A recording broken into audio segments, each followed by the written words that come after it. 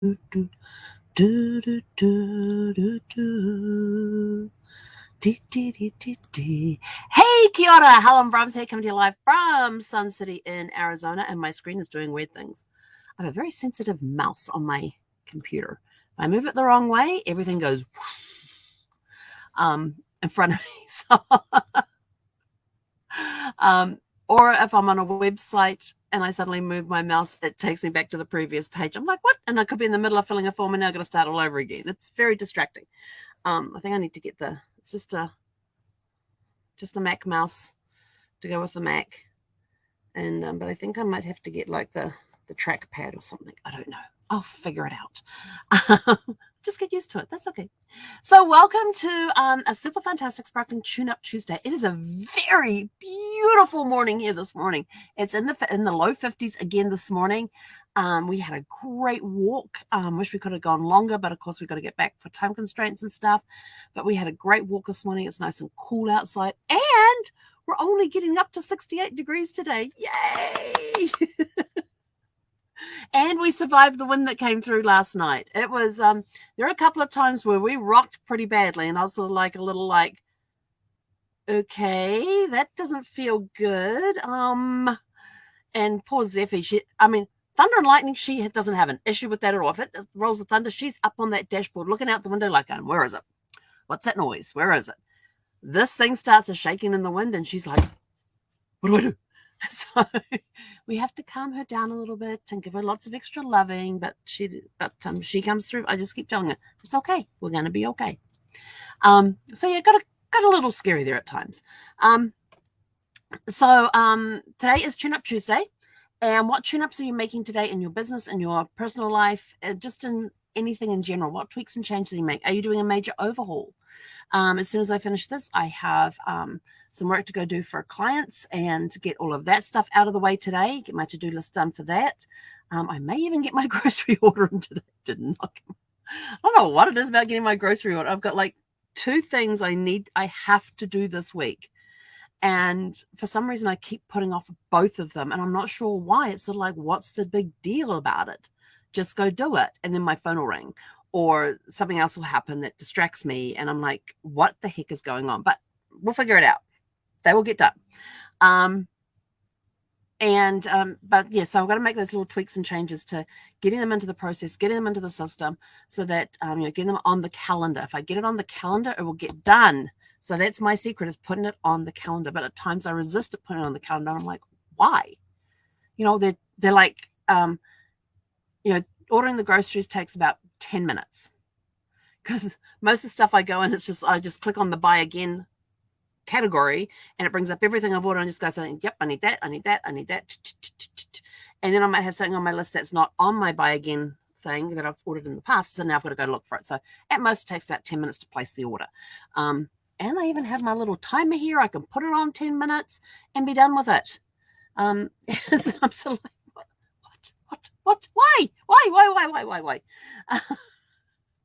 I put off the stupidest of things and I'm trying to figure out why. And it's just like, today is going to be get it done. It's Tune-Up Tuesday. We're going to make those changes. We're going to make those tweaks. We're going to get it done. We're going to get them in the calendar. We're going to get it done today. So what things are you hung up on that you are having difficulties getting done, even if it's the most smallest or simplest of things, but you keep putting it off? Let's make today that day that you go out there, you make those little tweaks and changes, and you get it done today. So if you want to get stuff done today and you want to be accountable for it, private message me and I'll check in with you at the end of the day to say, hey, did you get it done? Are you willing? Are you brave enough? Bravery doesn't come into it. Are you willing to be accountable to somebody to get something done? So I will report back to you guys tonight at 6:00 on if I got about getting my stuff done, because I am going to do these 2 things, 2 things that I have to do today. I'm going to make sure I get them done today so I can let you guys know tonight that I got them done. And I only have a very small window this morning to do it because I have a lot of client stuff that I need to get done today, this morning before I get on the help desk. And then your tell your story question is, who's the best teacher you ever had? So think back to all the teachers that you've had over the years. You know, some of you may have only had like 13 teachers over the years or whatever. You know, I've had a multitude of teachers over the years, because of all the different schools I've been to. Some I couldn't even tell you who they were. But I have been blessed with some really great teachers over the years. I've had a lot of really good teachers. Even some of the subs that we had in. We had a sub in for a couple of months while our teacher was out. And even she was really good. I can't remember her name, but I can picture her standing at the front of the classroom. I can tell you exactly which classroom I was in, which teacher she was subbing for, but I couldn't tell you her name. And I thought, that's really bad that I've forgotten these great teachers' names. But I don't have a favorite best teacher. I just had a lot of really good teachers. Like when I was, oh crap, how old was I? 6, 7, no, hang on. Standard 1. I would have been 1, 2, 3, 4. I would have been about 8. I'm trying to remember. And then we moved in 78. I have to go by moving dates to try and figure out how old I was. Anyway, I had this teacher when I was in Standard 1. It's one of the grade levels. They've now gone to years in New Zealand. And he was a really good teacher. He was Dutch. And his name was Mr. Bacher. I've got to get that. Bacher. Bakker. And he was really good. He had to have a classroom that had 4, I guess you call them grades in there. We had Standard 1, Standard 2, Standard 3, and Standard 4. And so the class it was a big classroom. We had about 30 kids in the class, and he ran the whole thing. And he was able to do the teaching so that all 4 levels could learn at the same time. Yes, he would give them stuff that was just for them to do, for each level to do. But then there was times when he was teaching a whole program, and he made it so that all 4 levels could understand it. Very, very good teacher. And he even taught us Dutch. I can't remember any of it because it was so long ago and I've never used it since. But we'd have to say good morning, good afternoon to him in Dutch. And then during our social studies class, we did a lot on medieval times and the Black Plague. And he taught us Dutch during that time as well, because we're concentrating a lot on the European history around the medieval times and the Black Plague and that sort of thing. Very interesting. I think that I actually remember some of that stuff. But he was very good in that he was able to do the different levels and stuff. And there were times every week we had the math challenge, and you could be the king or queen. And he actually had this crown made.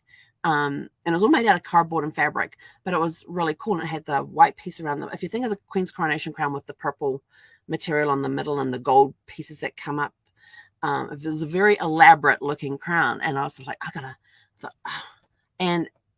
he would match all 4 levels against each other, and you would have a math quiz to answer. And it could be something as simple as 9 times 9. And whoever answered the first got the point. Well, I got up there, and I was up against somebody who was in the higher in the Standard 4 class, and we were kind of neck and neck. And so we're down to the last question. This was the tiebreaker question. And the person asked us what was 11 times 11. Well, I immediately went 121. The other person said 122. So I actually got to wear that crown for a week. I was so proud of myself. I got to have that crown. It sat on my desk, and I got to put it on during math. Every time we did math, I got to put my crown on because I was the math queen that week. It was kind of cool. But, I've had really, really good teachers. During my middle school years, I had great teachers in there as well. We had one that even took us hiking on a mountain. The first time ever that a school had been on a school trip, went for overnight stays on a mountain. And we got rained out the first night. We came home, and we went up Tuesday morning. We got rained out Tuesday night. We came home. We dried out Wednesday, and we went back up Thursday, spent Thursday night, and came home Friday. But, even though our trip got interrupted and wasn't exactly how it was supposed to be, we had a blast. And we were 11, class of 11-year-olds on a mountain. Imagine that. Yeah, my dad came along too, so he was one of the parents that were there. And so he came and helped out. So that was pretty cool having Dad along on that. But that kind of opened up a can of worms, because after that we were going up on the mountain a lot, doing hikes and stuff. And it was like, damn it, going up the mountain again. But we always had a blast. We'd bitch and moan about it, but we'd have a blast. And then in high school, I had really good teachers too. I loved my my shorthand typing teacher, Mrs. O'Keefe. My English teachers, I only had 2 English teachers while I was at high school. And they were both, Miss Watson and Mrs. Court were both really, really good teachers. I think I've told this story before. When I went to leave, I left in the middle of my last year of high school and to go join the Air Force. And so at the beginning of our 7th form year, which is our last year of high school, I think it's now called year 13, we had the option of either reading One Flew Over the Cuckoo's Nest or reading Wuthering Heights. The teacher was leading the class on Wuthering Heights. But if we didn't want to read Wuthering Heights, we could read One Flew Over the Cuckoo's Nest, and it was a self-study program, self-paced. So the class split in about half. Now, in our 7th form year, we had all of, I think there was like 18 of us to start with at the beginning of the year. By the time they got to the end of the year, I think there was only like about 7 or 8 people left in the class because everybody else had left drone times throughout the year. But so half the class went and did Wuthering Heights. The other half came in and we did. So we'd sit there in the 7th form room, which is like our own little place that we could go crash between classes and just kick back and relax. We had, easy chairs in there and couches. It was just it was a room where you could just go and sit there and go, blah. But you also had the desks in there if you wanted to study and that sort of stuff as well. And we had our lockers in there as too. And so it was kind of our little common area. So we would meet in there and start reading through the book, One Flew Over the Cuckoo's Nest. I think I only read about the first 3 or 4 chapters. I know I did not read the whole book, but I got every book assignment that we were given for that. By the time it came to me leaving in April, I was the only person who had not thought, no, I'm not doing this, and went into the classroom to do Wuthering Heights. I was like, I am not reading Wuthering Heights. I am not having anything to do with it. But I sat there and I would read this thing and I'd go off and do other things and had the assignments and I would do the assignments and hand them in.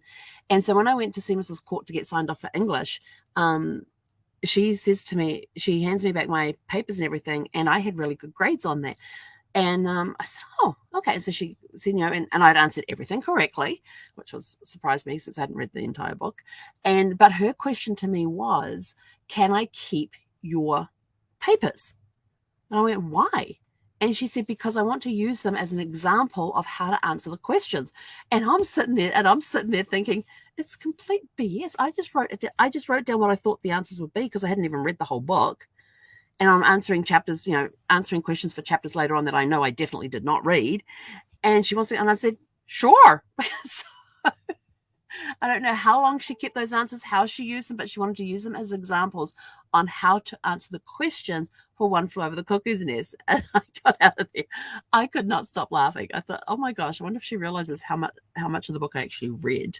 But that was me through English the whole way. I can count on one hand the number of books I actually read.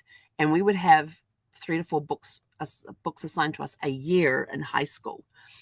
And I can tell you the ones I read cover to cover, and I can tell you the ones where I didn't even get past the first chapter. Lord of the Flies was one. The Day of the Triffids was another one. I didn't like that book at all. I read sci-fi in school. One Flew Over the Cuckoo's Nest. Well, that one I got further along than most of the other ones. Like Day of the Triffids and Lord of the Flies, I didn't even get past the first chapter on those. But I would sit in class and I would listen to the discussions going on and then go back and do the assignments. Who needed to read a book when you had great discussions going on in class? And if you got called upon, you just commented on somebody else's comments. I was never the first person for some reason, I was never the first person to be chosen to answer a question that she put out there. I was always down the list somewhere when the teacher would turn around and say, Helen, what did you think about da-da-da? So I would pick up pieces that other people had said and just put my own spin on it. And that way, and she's like, oh, that's a very interesting perspective. And my best friend would be sitting next to me and she knew I hadn't read the book. So, but that's just all the fun thing. So yeah, I had some great teachers. I mean, Mr. Hughes, he was my science teacher in 3rd and 4th form at high school. He was really cool. What was that other teacher? We had that other teacher. I can see his face so clearly. We were doing a science experience. He was showing us something at the front of this was not Mr. Hughes, it was another science teacher we had. And he was showing us some experiment up the front with the chemicals and things.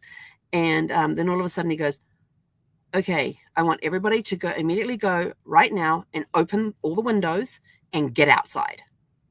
I'm like, what? He said, I think I've just created a poisonous gas. We need to air out the room immediately. And we're like, Okay, so we just all went in, and these windows were huge. They were big, wide windows. I mean, you could sit 2 or 3 kids at each window with their legs hanging out. This is how big these windows were, huge. And so we opened up these windows and we all went outside, and we were out there for like about 20 or 30 minutes, and that was the rest of our science class. So we had great fun in science, and we'd ask him challenging questions, and he was actually pretty good at explaining things to him. But anyway, so who was the best teacher you ever had? And it can be more than one. I've got several teachers. I was, like I said, very blessed with the teachers that I had. I had great teachers when I was at school, very blessed to have them. So let us know, who are the best teachers you ever had? Why? What was it about them that you liked? And then tonight at 6 p.m., we have our weekly Family Tree Answers segment.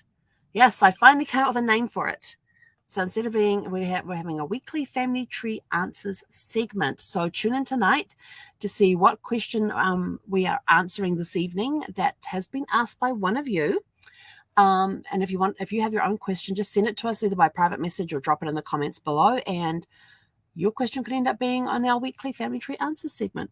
So until then, have a super fantastic sparkling have a super fantastic sparkling day.